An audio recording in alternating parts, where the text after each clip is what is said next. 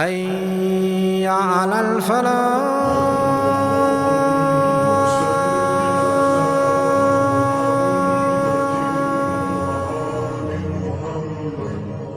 It was agreed upon that Abdul Muttalib was the caretaker of Zamzam and he had all rights to the well of Zamzam. So it remained for Abdul Muttalib and his family. When this whole thing was happening and when he was first digging that well of Zamzam and the Quraysh tried to stop him and he sent his son Al-Harith to distract them and to stop them from coming to prevent him from digging, he thought to himself, look, Al-Harith, he's my only son that can help me against these people. And he felt a weakness because of that. Because the Arabs, they used to consider the more sons you have, the more honor you have. So he felt at this time, I only have one son who is defending me, one son who is taking care of me, one son who will fight with me. This is a weakness. So then he made a vow at that time. When he found the Zamzam and the Zamzam came out, he made a vow that, Ya Allah, if you provide me with 10 sons, then I will sacrifice one of those sons.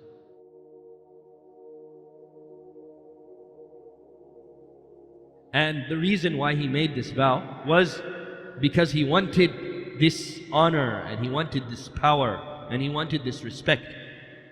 And the reason why he said he would sacrifice was to actually show off that respect that he has to the people. Look, I have 10 sons. I have so much power that I can even sacrifice and it wouldn't take away from my honor and my respect at all. This was to show the people what honor you have. It was an evil way basically to show their pride and to show their honor that they thought they had to the people. So he made this vow that if I get 10 sons, I will sacrifice one of them. So eventually over time, he did have 10 sons. He had exactly 10 sons actually. Those 10 sons were Al-Abbas and Hamza. And then there was Abu Talib and Abu Lahab.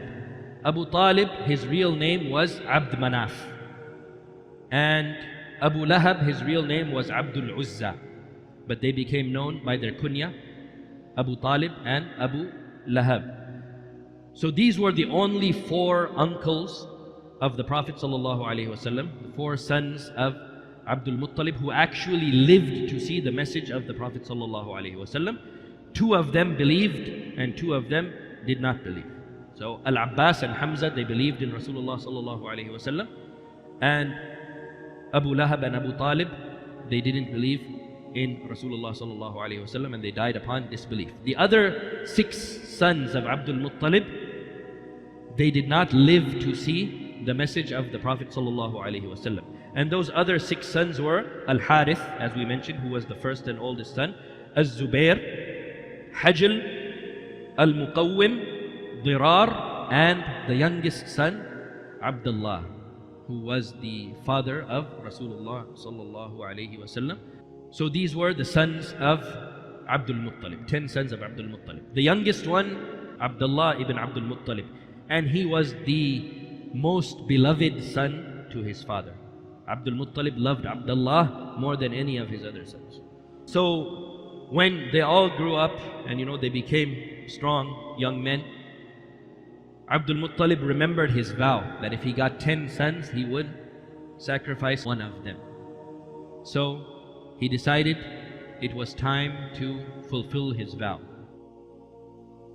So he went to the Kahin of the Kaaba. There was a fortune teller that used to stay there right at the Kaaba. Look at the situation, how it was. The house of Allah subhanahu wa ta'ala and a fortune teller is sitting right there.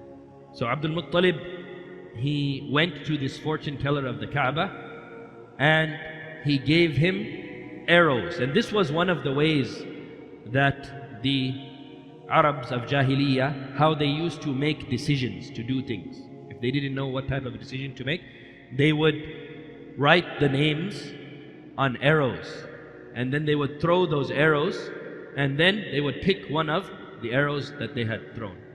This was their way of making decisions. So Abdul Muttalib, he took 10 arrows and he wrote the name of each one of his sons on those arrows.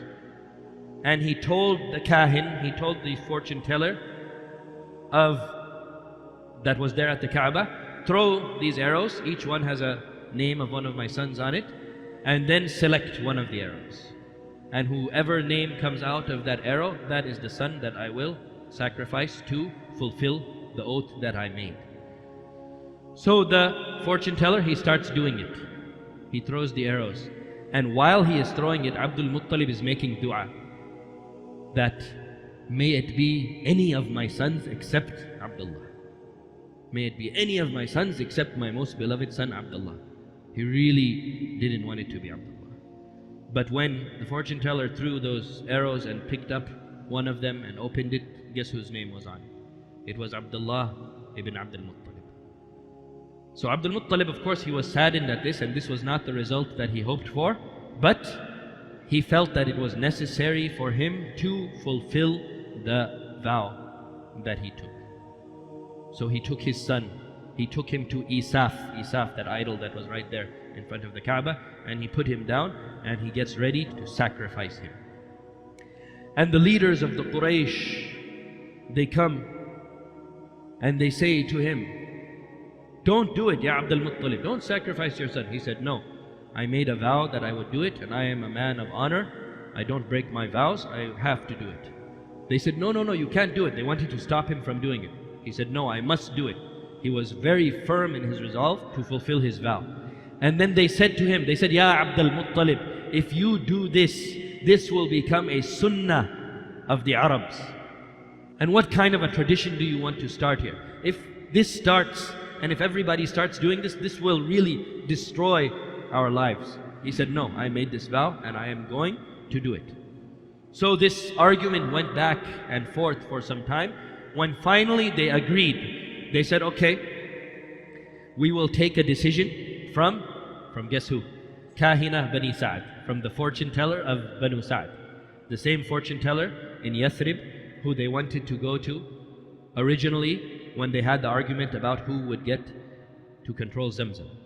So they agreed that, okay, we will go to this Kahina, we'll go to this fortune teller of Banu Sa'd, and we will accept whatever decision she tells us to do. Look at how their lives, revolved around these type of traditions, fortune telling, soothsaying, all of this type of stuff. So they agreed, okay, we'll go to her, we will consult her, and we will agree to whatever she says.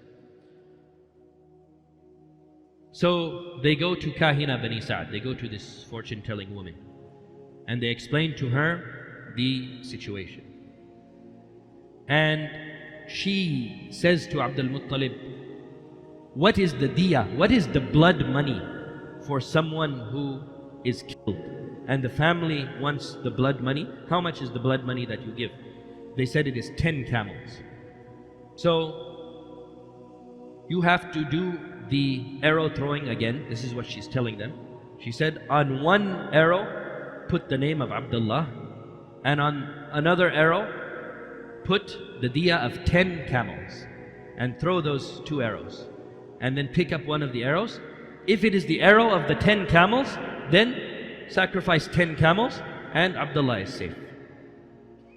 But if you get the name of Abdullah, then you have to repeat this process again. Throw the 2 arrows again, and if you pick up Abdullah again, then each time you have to add 10 camels to the previous time.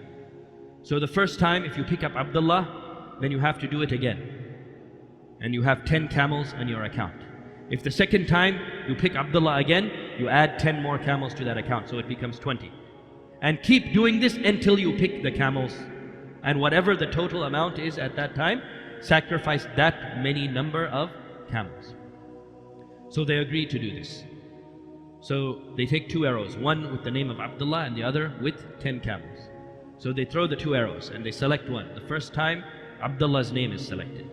So that means 10 camels is there on the account. They do it again. Abdullah's name is selected again. So now 20 camels on the account. They do it again. Abdullah's name comes up again. 30 camels on the account. It keeps going and going and going 10 times. So there are 100 camels on the account.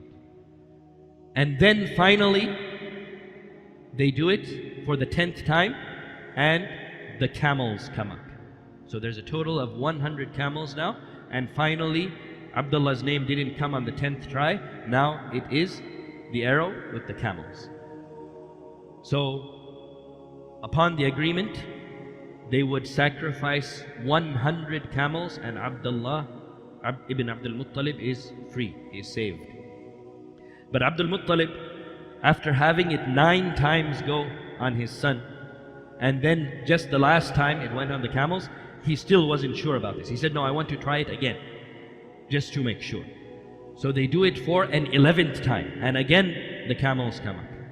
Then they do it again, and again the camels come up. So now he sees, okay, every time the camels are coming up, so this must be the right decision. So he agrees to sacrifice 100 camels instead of sacrificing his son Abdullah. So Abdullah was saved. And that is why the Prophet Muhammad sallallahu alaihi wasallam used to call himself, I am the son of 2 who were going to be sacrificed. And who are those 2? They are his great-great-grandfather Ismail alayhi salam, who was almost going to be sacrificed by Ibrahim alayhi salam, and his own father. So Abdullah was saved in this way, and 100 camels were sacrificed instead. And when Abdullah grew up, he was the most beloved son to his father. So when he became of an age where he was ready to get married, Abd Al Muttalib wanted him to marry the best woman. So he decided to marry his son to Amina bint Wahab. And Amina bint Wahab, who is the mother of Rasulullah sallallahu alaihi wasallam, she also came from a very pure and respectable and honorable lineage. And she also was from the descendants of Abd Manaf.